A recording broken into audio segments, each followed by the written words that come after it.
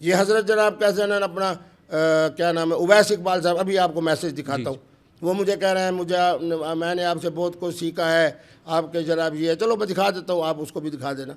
اور حضرت انجینئر صاحب جو بیچارہ جناب ایک آیت کا مختصر سا حصہ جو الحمدللہ میرے آنکھوں میں آنسو ہے، میرے 5 سال کا نواسا، خدا کی قسم وہ صحیح پڑھے گا، قال بصرت بما لم یبصروا به، میرے 5 سال کا بچہ اس کو یوں پڑھے گا سورۃ فاتحہ کی طرح، اور یہ کہہ رہا ہے قال بصرت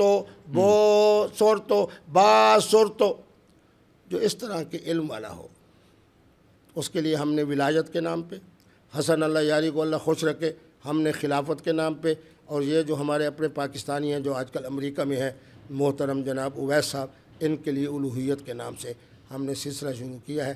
انشاءاللہ اللہ رب العالمین کے فضل سے پہلے بھی ہمیں کامیابی حاصل ہوئی ہیں، فتح مبین حاصل ہوئی ہے، آئندہ بھی ہوگی انشاءاللہ۔ کوئی میسیج دینا چاہے؟ چونکہ خواتین بھی آپ کو بہت سارا چاہتی ہیں، ایک طرف آپ کہتے ہیں کہ 4 شادیاں کریں، لیکن کچھ خواتین اس حوالے سے آپ کو کرٹیسائز بھی کرتی ہیں۔ بیٹے میں نے کبھی 4 شادی کی بات نہیں کی، آپ صحیح جملے بولا کرو۔ جی، شادی صرف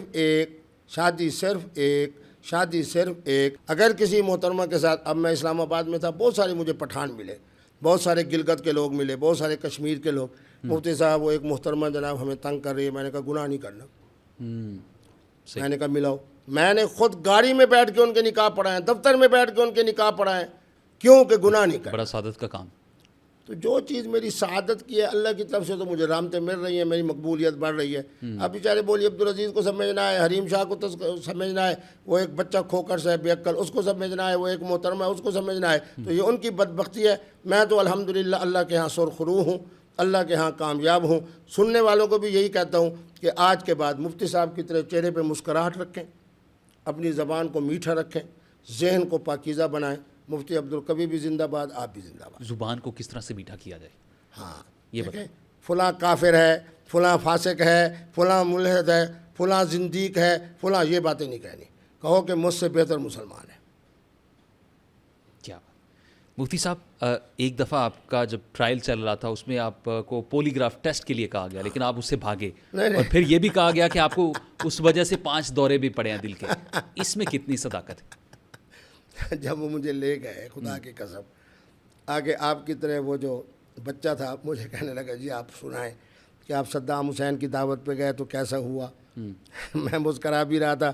اس نے کہا تھا اب میرے اوپر ایک جبر ہے کہ مفتی صاحب کے یہ تقریباً 1.5 پونے 2 گھنٹے 2.25 گھنٹے اس پر اے سی چل رہا تھا، مزیدار جگہ تھی، خمینی صاحب سے کیسی ملاقات ہوئی، فلاں ملک میں کیسے گئے، کینیڈا میں گئے تو وہ بالکل مزے سے جناب مجھے کھلاتا بھی رہا، کیونکہ جو چیز کیمرے میں نہیں آ رہی تھی وہ بیچارہ میری خدمت کر رہا تھا۔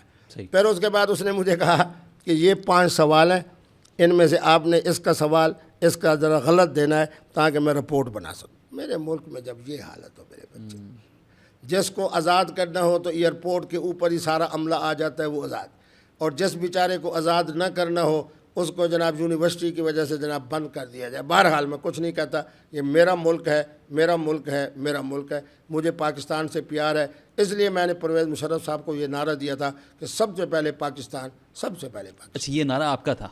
الحمدللہ میں پرویز مشرف صاحب کے عہدہ تو کہنا چاہیے یا نہیں کہنا چاہیے، یعنی ان کے صدر بننے سے پہلے یا وہ کیا تھے، جو 5-6 دن پتہ ہی نہیں تھا کہ وہ کیا ہے، پاکستان کے وزیر اعظم بھی وہی، صدر بھی وہی، فوج کے سربراہ بھی وہی، سب کچھ وہی۔ تو ان دنوں میں میری ملاقات ہوئی، پھر مستقل میری ان سے محبت رہی۔ صحیح۔ کون سا سیاستدان جو آپ کو اچھا لگتا ہے؟